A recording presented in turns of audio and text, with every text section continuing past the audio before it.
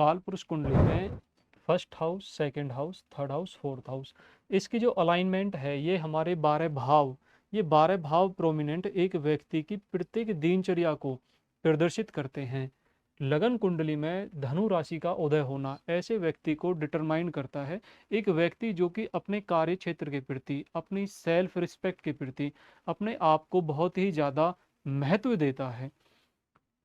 कुंडली के second house में केतु, केतु का जो स्वाभाविक महत्व है, ऐसा वाणी का जो कारक है हमारा सेकंड हाउस कुंडली का जो द्वितीय भाव है, और वहां पर केतु ग्रह के जो प्रोमिनेंट इवेंट है व्यक्ति को काफी ज्यादा शांत स्वभाव से एक अच्छी वाणी को इंडिकेट करता है। अगर इसके साथ साथ हम बुध ग्रह की अलाइनमेंट को जोड़ते हैं, बुध ग्रह हमारी कुंडली के अष्टम भाव में राहु और सन की अलाइनमेंट को प्रदर्शित करते हैं। सन जो कि हमारी सोल, हमारी आत्मा का कारक है, ऐसा व्यक्ति अपनी एक इनर थिंकिंग को अपने जीवन में बहुत ही ज़्यादा इम्पोर्टेंस देता है। धनु राशि के साथ साथ जब नवमांश चार्ट को हम देखते हैं तो नवमांश में धनु राशि का अष्टम भाव में मरकरी बुध ग्रह के साथ विराजमान होना व्यक्ति के दैनिक क्रियाकलाप में उसके बिजनेस और उसके व्यापार को ज़्यादा प्रमोट करता है, उसकी इनर थिंकिंग के तौर पर। ये जो सारी अलाइनमेंट्स हैं ये कुंडली चार्ट के साथ साथ एक व्यक्ति के योग, तिथि, करण, वार, चौगड़िया, होरा, ये जो पंचांग का बेसिक स्ट्रक्चर है इसको प्रदर्शित करती है। जब हम इसके वर्क ऑफ प्रोफेशन की बात करते हैं, जुपिटर और सैटर्न की जो कंजंक्शन है कन्या राशि के अंदर, कन्या राशि का जो एट्रीब्यूट है वो रोग, ऋण, शत्रु को रिप्रेजेंट करता है। यहाँ पर एक व्यक्ति एक अच्छा बैंकर हो सकता है, एक व्यक्ति एक अच्छा डॉक्टर, नर्सिंग सेक्टर से कार्य करने वाला देखा गया है। इसके साथ साथ जो हमारा कन्या राशि का डोमिनेंट क्षेत्र आता है वहाँ पर जुडिशरी को भी प्रोमिनेंट देखा गया है। ऐसा व्यक्ति एक अच्छा वकील या जजेज वगैरह का जो कंसेप्ट है वो भी कन्या राशि के डोमेन में रहता है। सैटर्न, शनि जो ग्रह हैं वो कर्मकारक ग्रह हैं, जुपिटर जीव कारक ग्रह हैं। शनि और जुपिटर का 10th हाउस में विराजमान होना व्यक्ति को ज़्यादा एम्बियस बनाता है उसके वर्क प्रोफेशन, उसकी ग्रोथ के रिगार्डिंग कार्य करने के लिए। नवमांस कुंडली जो इनर थिंकिंग है वहां पर कन्या राशि के अंदर राहु ग्रह का विराजमान होना ऐसा व्यक्ति अपने होम टाउन से अलग दूसरे क्षेत्र में जाके कार्य करना पसंद करता है। नेपच्यून, यूरेनस, प्लूटो, ये जो ग्रह हैं इनका एक अपना इफेक्ट है। धूमकेतु, उपकेतु, ये जो सारी अलाइनमेंट्स हैं जब हम इनसे विंशोत्तरी दशा के कंसेप्ट में महादशा, अंतरदशा, प्रतंत्र दशा, प्राण दशा, सूक्ष्म दशा के साथ इंक्लूड करते हैं तो जो व्यक्तिगत लाइफ के अनुभव हैं, जो उसकी संघर्ष है, उसमें काफ़ी सारा परिवर्तन देखने के लिए मिलता है। इसमें जो इसकी न्यूमेरिकल न्यूमरोलॉजी की जो थ्योरी है वो भी काफ़ी अच्छे ढंग से कार्य करती है, एक डिस्पोजिटर थ्योरी जो कि राहु और केतु की अलाइनमेंट से जुड़ करके कार्य करती है। राहु कर्क राशि में विराजमान है, केतु मकर राशि में विराजमान है। कुंडली का सेकंड हाउस, कुंडली का 8th हाउस, एक व्यक्ति अपनी वाणी के द्वारा अपने व्यक्तिगत जीवन में ट्रांसफॉर्मेशन, बदलाव को दर्शाता है। जब हम इसके योग में चीज़ों को इंक्लूड करते हैं तो वहाँ पर वृद्धि जो कंसेप्ट है वो अपने आप में काफ़ी ज़्यादा इम्पोर्टेंट है। वृद्धि योग व्यक्ति को उसके संघर्ष के बाद व्यक्तिगत जीवन में काफ़ी सारा अवसर और सक्सेस प्रदान करता है। जब हम इसको करण के अकॉर्डिंग देखते हैं तो भव करण का जो कंसेप्ट है व्यक्ति स्वचालित अपनी सेल्फ इंडिपेंडेंसी के द्वारा अपने प्रोफेशन को, अपने व्यक्तिगत लाइफ को, अपने अनुभव को, अपने संघर्ष को जीता है और उसी के अनुसार उसके जीवन में बहुत सारे बदलाव देखने के लिए मिलते हैं। व्यक्ति लगन कुंडली से नवमांश कुंडली में अपनी इनर थिंकिंग के साथ साथ अपनी प्रोफेशनल ग्रोथ को, प्रोफेशनल लाइफ को और मैरिज के कंसेप्ट को भी यहाँ पर हम देखते हैं। लगन कुंडली एक व्यक्ति का सोल पर्पज रिप्रेजेंट करती है नवमांस कुंडली के साथ जुड़कर। कुंडली का 7th हाउस एक व्यक्ति अपनी लाइफ में अपने प्रोफेशन को कितना इम्पोर्टेंस देता है, ये बहुत ही ज़्यादा महत्वपूर्ण है। शनि जो कि कर्म कारक ग्रह है, प्रोफेशन एक व्यक्ति का किस प्रारूप से चलता है, स्टार्टिंग में उसे कितना संघर्ष फेस करना पड़ता है, कितनी सारी चीज़ों को अलाइन करना पड़ता है, वो सारी चीज़ें सैटर्न के अंतर्गत देखी जाती हैं। चंद्रमा जो कि हमारी मनस्थिति के कारक हैं, चंद्रमा जो है वो बहुत ही प्रोमिनेंट रिजल्ट देते हैं एक व्यक्ति के चंद्र कुंडली के अनुसार। चंद्र कुंडली, सूर्य कुंडली, लगन कुंडली, ये तीनों की जो अलाइनमेंट है ये सर्वाष्टक चक्र बिंदु का निर्माण करती है, सुदर्शन चक्र बिंदु का निर्माण करती है। इसमें जब हम शोध्य पिंड बिंदु हो गया, सहम बिंदु हैं जो कि हमारे 16 हैं, 60 सहम बिंदुओं की जो अलाइनमेंट है वो व्यक्ति के प्रत्येक इवेंट को, किसी का जन्म, किसी की मृत्यु, किसी का लाभ, किसी का हानि, किसी का कार्य क्षेत्र, किसी का चाइल्ड बर्थ, ये जितने भी इवेंट्स हैं वो हमारे सहम बिंदु को जोड़ करके देखे जाते हैं। यहाँ पर भृगुनंदी नाड़ी ज्योतिष का जो कंसेप्ट है वो प्रोग्रेशन से संबंधित जुड़ करके कार्य करता है। एक व्यक्ति की जो लगन डिग्री है उसका बहुत ही प्रोमिनेंट इफेक्ट होता है उसके स्वभाव में, उसके कार्य क्षेत्र में, उसके जीवन में आने वाली जो भी समस्याएं हैं उसके रिगार्डिंग। जब भी किसी ग्रह का गोचर होता है तो वो गोचर एक ग्रह दूसरे ग्रह की अलाइनमेंट को प्रदर्शित करता है और उसका प्रारूप बहुत ही ज़्यादा अच्छा देखने के लिए पाया गया है। वीनस जो कि हमारे फाइनेंस, हमारे धन की स्थिति को रिप्रेजेंट करता है, कुंडली के 9th हाउस में सिंह राशि विराजमान है। सिंह राशि का जो एट्रीब्यूट है वो राज दरबार से संबंधित है। ऐसा जो जातक है, मेल या फीमेल, वो अपनी व्यक्तिगत लाइफ में सरकार से जुड़ करके कार्य करने वाला होता है, उसे ज़्यादा प्रेफरेंस करता है, गवर्नमेंट जॉब को प्रेफरेंस करेंगे, सरकारी ठेके, या एज ए पॉलिटिशियन एक राजनेता के तौर पर भी वो अपनी लाइफ में काफ़ी कुछ अचीव करते हैं। और ये जो सारे इवेंट्स हैं आफ्टर मैरिज ज़्यादा देखने के लिए मिलते हैं, क्योंकि वीनस जो कारक है वो कारक तत्व के रूप में मैरिज को रिप्रेजेंट करता है, विवाह से संबंधित ये सारी चीज़ों को दर्शाता है। जब हम एक व्यक्ति के इनर थिंकिंग की बात करते हैं, मानसिक तनाव की बात करते हैं, वो सारी जो चीज़ें हैं वो मून चंद्रमा के डोमिनेंट क्षेत्र के साथ जुड़ करके कार्य करती हैं।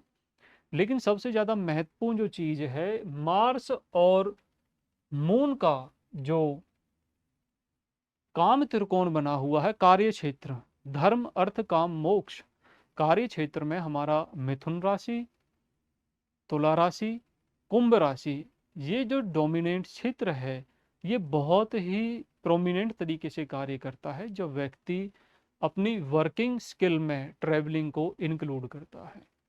इसके साथ साथ जब हम एक व्यक्ति के तिथि को काउंट करते हैं, एकादशी जो तिथि है, एकादशी तिथि बॉर्न जो व्यक्ति है उसमें थोड़ा एग्रेशन देखने के लिए ज़्यादा मिलता है, लेकिन ऐसा व्यक्ति अपने आप में काफ़ी लॉयल है। एक व्यक्ति जो कि बार बार सरफेस टू सरफेस चीज़ों को फेस करता है, बार बार संघर्ष या उतार चढ़ाव जो जीवन के उसके व्यक्तिगत लाइफ में देखने के लिए मिलते हैं, वहाँ पर वापसी का जो दौर है उसमें तिथि का अपने आप में एक बहुत ही महत्वपूर्ण योगदान है। एकादशी तिथि जो कि मार्स डोमिनेंट है, शुक्ल पक्ष, जहाँ पर सूर्य उत्तरायण है, एक व्यक्ति के जीवन में मिलने वाले संघर्ष को एक सपोर्ट सिस्टम के तौर पर दर्शाते हैं। व्यक्ति को उसी के एक प्रोमिनेंट क्षेत्र से, कार्य क्षेत्र की जो सहयोग की सहमति है वो उस व्यक्ति को उसके जीवन में काफ़ी ज़्यादा सहयोग और सफलता प्रदान करती है। वृषभ राशि का जो डोमिनेंट है जुपिटर, नवमांश कुंडली का जो फर्स्ट हाउस है, व्यक्ति नॉलेजेबल पर्सन है, स्मार्ट वर्क करना पसंद करता है, इंटेलिजेंस जो है वो काफ़ी अच्छे ढंग से व्यक्ति आपके वर्क प्रोफेशन में और व्यक्तिगत लाइफ में देखने के लिए मिलती है। एक व्यक्ति के एजुकेशन का जो प्रोस्पेक्ट्स ऑफ एरिया है वो हमारी षोडश वर्ग कुंडलियां D24 जो कुंडली है वो उसके एजुकेशन के स्तर को रिप्रेजेंट करती है। और मातृकारक में जब आप एक ग्रह की अलाइनमेंट को नवमांश चार्ट में प्रोमिनेंट तरीके से जोड़ करके इंक्लूड करते हैं तो उसका जो रिजल्ट है वो मीन राशि की जो एक्टिवेशन है, मीन राशि की एक्टिवेशन व्यक्ति को उसके बर्थ प्लेस से थोड़ा हट के थोड़ा दूर एजुकेशन कंप्लीट कराने में काफ़ी सारी मदद करती है। तो जितनी भी चीज़ें हम लगन कुंडली, चंद्र कुंडली और सूर्य कुंडली से जोड़ करके देखते हैं या करते हैं, जैसे ही नवमांश कुंडली का प्रोस्पेक्ट्स उसमें इंक्लूड होता है, उसकी इनर थिंकिंग, उसके लाइफ के जो संघर्ष हैं, उसका जो प्रोस्पेक्ट्स ऑफ एरिया उसके बिजनेस के रिगार्डिंग है, उसकी ग्रोथ के रिगार्डिंग है, उसमें काफ़ी ज़्यादा जुड़ाव हमें देखने के लिए मिलता है। जब कार्यशैली की बात होती है तो कार्यशैली में हम D10 चार्ट है हमारा, इसको बहुत ही प्रोमिनेंट तरीके से जोड़ते हैं। D10 जो है एक व्यक्ति अपने कार्य में कितना सकुशल है, इसमें दशा का जो सीक्वेंस है, कई बार एक व्यक्ति के पास बहुत सारी नॉलेज होती है, बहुत सारी डिग्रियां होती हैं, लेकिन जो एक सस्टेन करने के लिए चीज़ें होती हैं, एक दिनचर्या को चलाने के लिए जो धन एक्युमुलेशन की ज़रूरत होती है, वो देखने में काफ़ी सारी परेशानियां होती हैं। क्योंकि जब व्यक्ति धन अच्छा कमाता है तो वहाँ पर डिग्रियां का जो सेकंड फेज है वो बहुत ही कम दिखाई देता है व्यक्ति को उसकी व्यक्तिगत लाइफ में।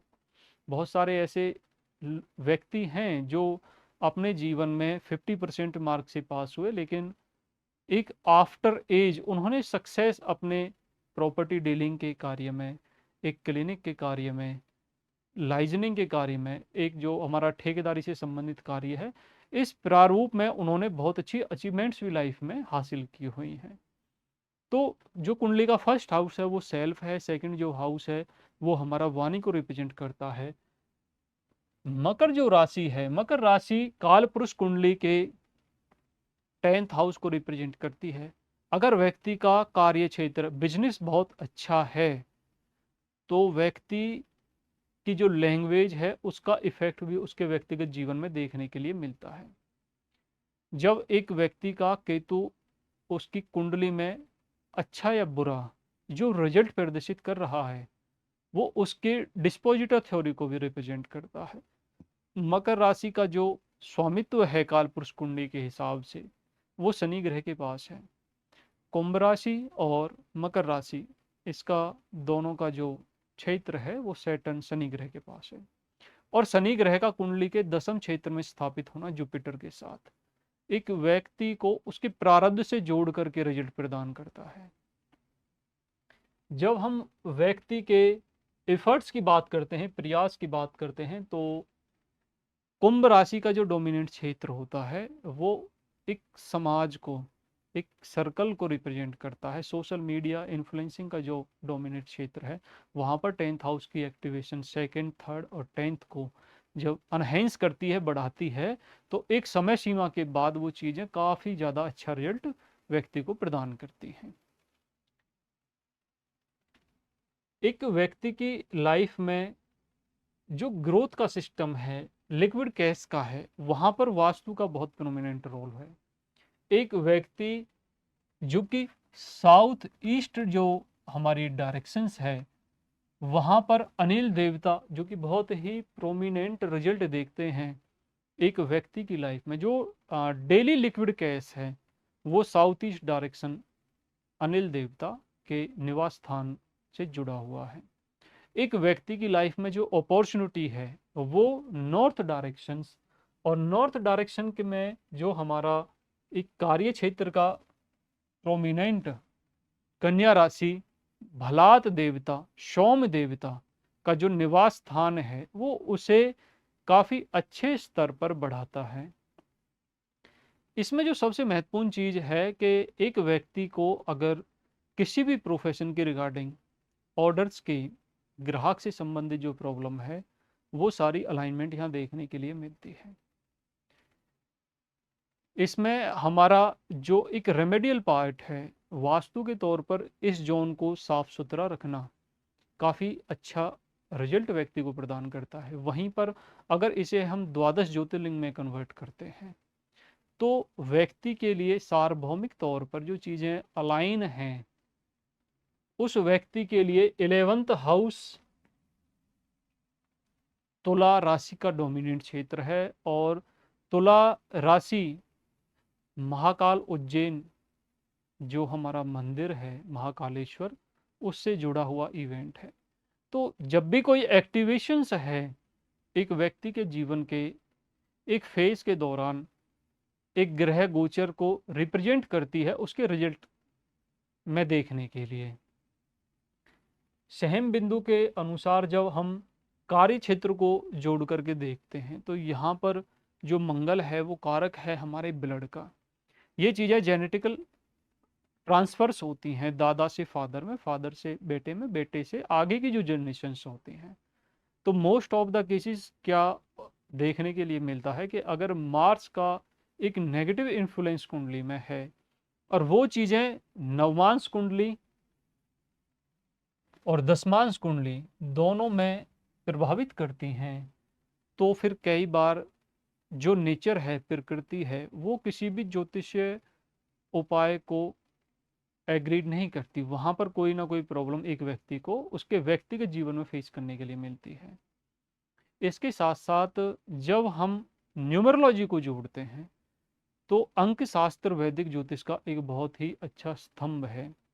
जब हम यहाँ पर उसकी अलाइनमेंट को न्यूमरोलॉजिकल वर्क ऑफ प्रोफेशन में जोड़ते हैं, तो देखने के लिए मिलता है कि एक व्यक्ति का जो नाम का अल्फ़ाबेट है, उसका प्रभाव उसके वास्तु, उसके मकान और उसकी जन्म कुंडली तीनों में देखने के लिए मिलता है। क्योंकि जो एक इनर थिंकिंग है, हम किसी को रिप्रेजेंट करते हैं, किसी सरकार को रिप्रेजेंट करते हैं, किसी स्थान को रिप्रेजेंट करते हैं, तो उसका जो नाम है वो अपने आप में बहुत ही ज़्यादा महत्वपूर्ण भूमिका निभाता है। तो आप जब भी कोई ज्योतिषीय उपाय करते हैं, वहाँ पर आपको लगन कुंडली, चंद्र कुंडली, सूर्य कुंडली, इन तीनों की अलाइनमेंट को जज करना बहुत ही ज़्यादा ज़रूरी है। इसके साथ साथ जो हमारा सेकंड फेज है वो पंचांग का है। उस व्यक्ति का योग क्या है, उस व्यक्ति का नक्षत्र क्या है, उस व्यक्ति की तिथि क्या है, उस व्यक्ति का वार क्या है। जब ये नक्षत्र की जो अलाइनमेंट्स है वो हमारे 27 नक्षत्र हैं, और हर किसी का अपना एक डोमिनेंट क्षेत्र है, एक प्रभाव है। जब हम उसे अपने व्यक्तिगत जीवन में जोड़ते हैं, तो काफ़ी एक जो व्यक्ति की इनर थिंकिंग है, थ्योरी है, उसको हम समझ पाते हैं। आर्द्रा नक्षत्र राहु ग्रह से संबंधित डोमिनेंट क्षेत्र को दर्शाता है, और राहु ग्रह के पास 3 नक्षत्रों का आधिपत्य है, आर्द्रा नक्षत्र, स्वाति नक्षत्र, शतभिषा नक्षत्र। एक नक्षत्र जिसमें 4 चरण है, और इसमें सबसे महत्वपूर्ण चीज है कि नक्षत्र की जो एक्टिवेशंस हैं वो हमारी महादशा के अनुसार देखी गई है। मंगल ग्रह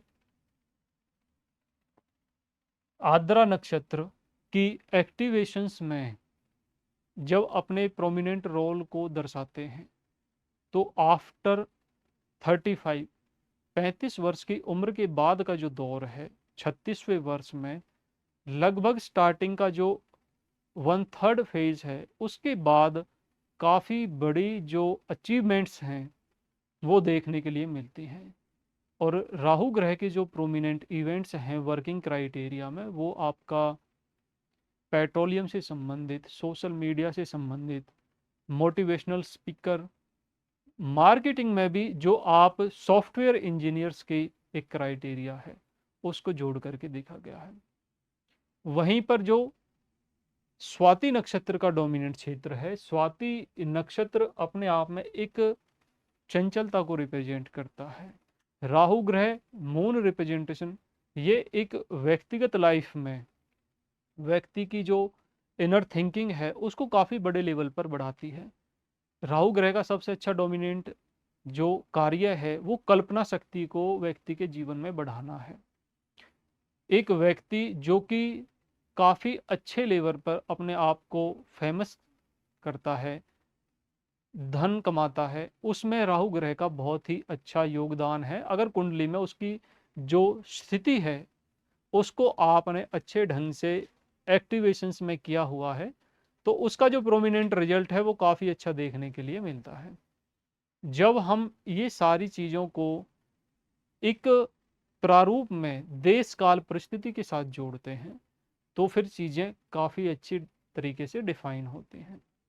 तो लगन चार्ट और नवमांश चार्ट दोनों का जो बेसिक स्ट्रक्चर है वो हमारा षोडश वर्ग कुंडलियों में बहुत ही अच्छा देखने के लिए मिलता है। इसमें जब हम एक सेकंड स्टेप को इंक्लूड करते हैं, वास्तु की जो डेफिनेशंस है वो वास्तु और एस्ट्रो वास्तु को इंक्लूड करती है। वास्तु जो कि काल एक सार्वभौमिक तौर पर है, काल पुरुष कुंडली के अनुसार 12 जो भाव हैं उसके अनुसार ही व्यक्ति को रिजल्ट मिलता है। जब हमारा धनु लगन का एक्टिवेशन है तो धनु जो लगन है वहां पर नॉर्थ ईस्ट जो डायरेक्शन है, ईशान कोण, ईशान कोण धनु लगन के लिए बहुत ही ज़्यादा महत्वपूर्ण है। एक व्यक्ति की स्वाभाविक जो नेचर है उसको प्रस्तुत करने के लिए